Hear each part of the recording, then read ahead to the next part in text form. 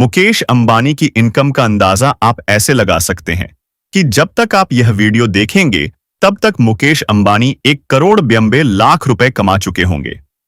जी हां, सिर्फ 10 मिनट में करीब 2 करोड़ रुपए। आजकल हर तरफ मुकेश अंबानी के बेटे की शादी के चर्चे हैं, जिसमें दुनिया भर के बड़े बड़े सेलिब्रिटीज आए। दुनिया भर के टॉप परफॉर्मेंस क्रिकेटर्स और बॉलीवुड स्टार्स ने परफॉर्म करके शादी को 4 चांद लगा दिए। ये तो सभी जानते हैं कि यह तमाम स्टार्स फ्री में नहीं बल्कि भारी पैसे लेकर आए हैं। सिर्फ जस्टिन बीबर की ही बात की जाए तो चंद मिनट की परफॉर्मेंस के करीब 80 करोड़ इंडियन या 280 करोड़ पाकिस्तानी रुपए लिए हैं। अब यहां पर हर एक के जहन में एक ही सवाल आता है कि मुकेश अंबानी एशिया के सबसे अमीर आदमी तो है, लेकिन इन्होंने इतना सारा पैसा कमाया कैसे? 10,370 अरब रुपए। क्या है उनकी कमाई का असल जरिया जो इनको पूरे एशिया का सबसे अमीर इंसान बनाता है? और सबसे बढ़कर, जब एक भाई सोने के पानी से नहा रहा है तो वहीं दूसरे भाई का दिवालिया क्यों निकाला हुआ है? आइए देखते हैं मुकेश अंबानी की सक्सेस स्टोरी की कुछ झलकियां। अगर आप इंडिया में रहते हैं तो आप चाहते हुए भी कोई ऐसा दिन नहीं गुजार सकते जिसमें आप मुकेश अंबानी को कोई प्रॉफिट ना दें। टेलीकॉम सेक्टर हो, पेट्रोलियम, क्रिकेट या रिटेल सेक्टर, मुकेश अंबानी की रिलायंस इंडस्ट्री हर जगह फैली हुई है और आपका दिन में मुकेश अंबानी के किसी न किसी बिजनेस से वास्ता पड़ता ही रहता है। लेकिन इसकी शुरुआत मुकेश अंबानी ने खुद नहीं, उनके बाप धीरू भाई अंबानी ने की थी। 1950 में धीरू भाई अंबानी एक अच्छी जॉब के लिए गुजरात से यमन चले गए। उन्होंने 8 सालों के लिए एक इंपोर्ट एक्सपोर्ट की कंपनी में क्लर्क की नौकरी की और इस कारोबार को करीब से समझने की कोशिश की। 8 साल के बाद 1959 में वह वापस इंडिया आए और इस बार उनके पास एक बिजनेस आइडिया मौजूद था। उन्होंने ट्रेडिंग बिजनेस स्टार्ट किया जिसे रिलायंस कमर्शियल कॉरपोरेशन का नाम दिया गया। शुरुआत में यह आरसीसी कंपनी सिर्फ स्पाइसेस यानी मसाले की ट्रेडिंग में इन्वॉल्व थी। वो इंडिया से मसाले खरीदकर उनको मिडिल ईस्ट और अफ्रीका में एक्सपोर्ट करते थे। क्योंकि 8 साल तक इंपोर्ट एक्सपोर्ट के काम से वह जुड़े रहने की वजह से धीरू भाई को इस बिजनेस का काफी एक्सपीरियंस था। इसीलिए देखते ही देखते कामयाबी की सीढ़ियां उनके लिए आसान बनती गई। लेकिन धीरू भाई कुछ और भी करना चाहते थे। उन्होंने सोचा कि इंपोर्ट एक्सपोर्ट तो चल ही रही है, अब क्यों ना मैन्युफैक्चरिंग बिजनेस में कदम रखा जाए।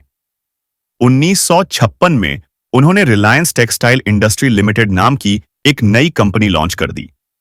उसे वक्त कॉटन पर इंडियन सरकार की तरफ से काफी सख्ती थी, जिसकी वजह से पूरी इंडियन टेक्सटाइल इंडस्ट्री में बहरान रचा हुआ था। इस दौरान धीरू भाई अंबानी ने कॉटन की जगह सिंथेटिक टेक्सटाइल का इस्तेमाल शुरू कर दिया, यानी केमिकल प्रोसेस के जरिए कपड़े बनाए जाने लगे, जिससे न सिर्फ वह सरकार की पॉलिसी से बच गए बल्कि कपड़े सस्ते होने की वजह से मार्केट में ज्यादा फेमस भी हो गए थे। धीरे धीरे रिलायंस इंडस्ट्री बढ़ती गई और बड़े इन्वेस्टर और आम पब्लिक भी इसमें इन्वेस्ट करने लगे। रिलायंस इंडस्ट्री इतनी कामयाबी हासिल कर चुकी थी कि 1987 में cricket world cup title sponsor भी रिलायंस के पास ही था। अब यहां पर एक चैलेंज यह भी था, धीरू भाई अंबानी को टेक्सटाइल इंडस्ट्री चलाने के लिए पेट्रोकेमिकल दूसरी इंडस्ट्री से खरीदने पड़ते थे।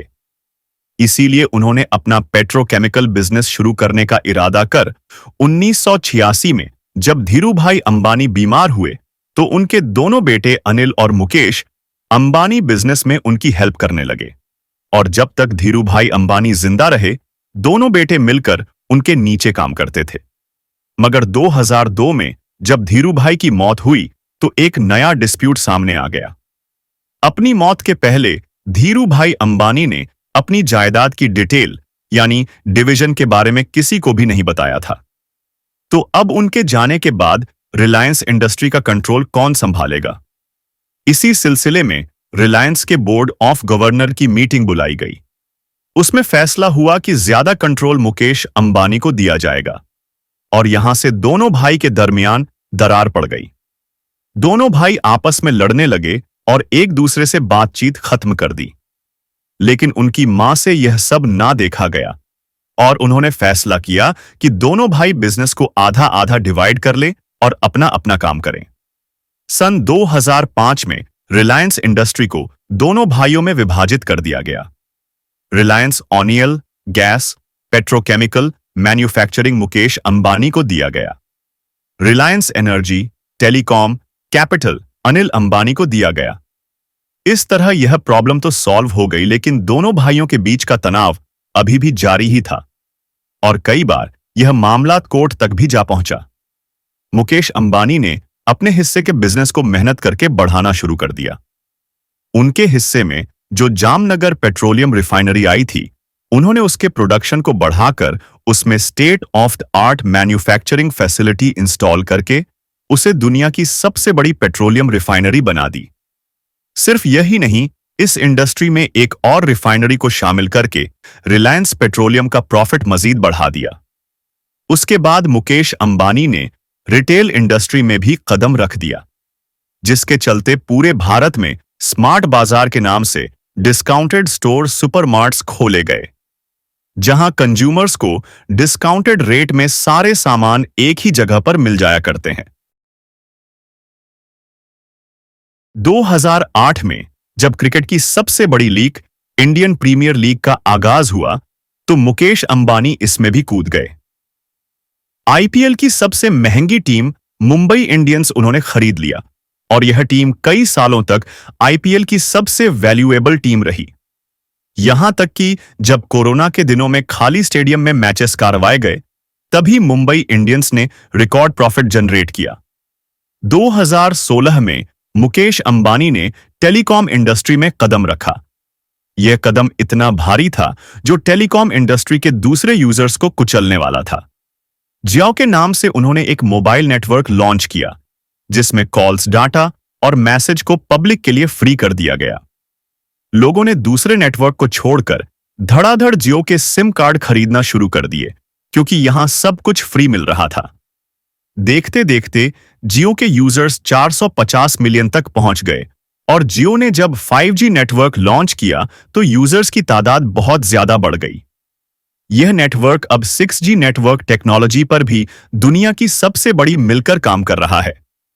जियो की सक्सेस इतनी ज्यादा थी कि दूसरी टेलीकॉम कंपनी ने जियो पर केस कर दिया। उनका कहना था, जियो अपने कंज्यूमर्स को सब कुछ फ्री दे रहा है, जिससे मार्केट में कंपटीशन खत्म हो रहा है।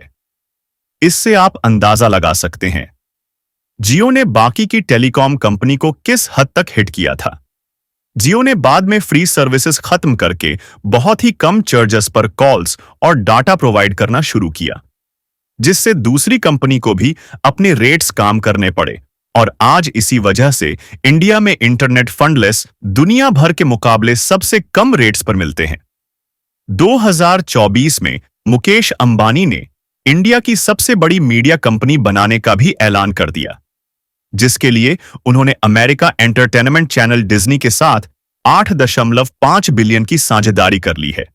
और इसी तरह पूरे भारत में हर सेक्टर पर किसी न किसी तरह मुकेश अंबानी जरूर शामिल होते हैं। आज मुकेश अंबानी की नेटवर्थ 122 बिलियन से भी ज्यादा है, जो कि 34,160 अरब पाकिस्तानी रुपए है, जबकि 10,370 अरब इंडियन रुपए के बराबर है। इस हिसाब से यह दुनिया के 11वें अमीर शख्स हैं।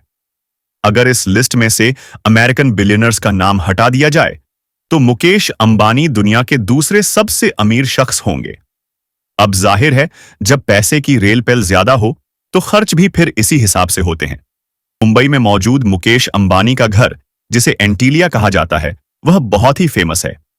यह एक 27 फ्लोर की बिल्डिंग है, जो 37,000 स्क्वायर मीटर पर बनी है। इसके अंदर मंदिर, सैलून, पार्क, थिएटर, जिम और हेलीपैड वगैरह भी मौजूद है। इनके साथ साथ यहां पर दुनिया की सबसे महंगी गाड़ियों का शोरूम भी मौजूद है। हाल ही में होने वाली अनंत अंबानी की शादी तो आपको याद ही है। एक अंदाजे के मुताबिक मुकेश अंबानी ने अपने बेटे की शादी में 5,000 करोड़ रुपए खर्च किए हैं। और यह सिर्फ एक अंदाजा है।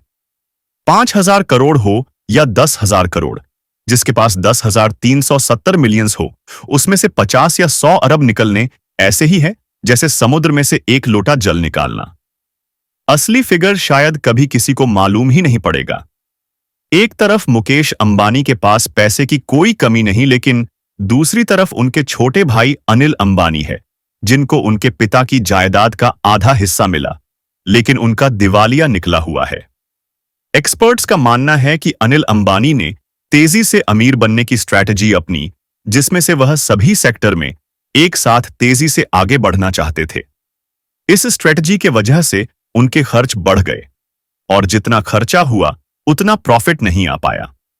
दूसरा रीजन यह था कि अनिल अंबानी का ग्रुप दुनिया के अन्य ग्रुपों के साथ टक्कर ले रहा था। मिसाल के तौर पर रिलायंस कम्युनिकेशंस, एयरटेल, वोडाफोन और जियो से मुकाबला नहीं कर पाई और फाइनली बैंकरप्ट हो गए।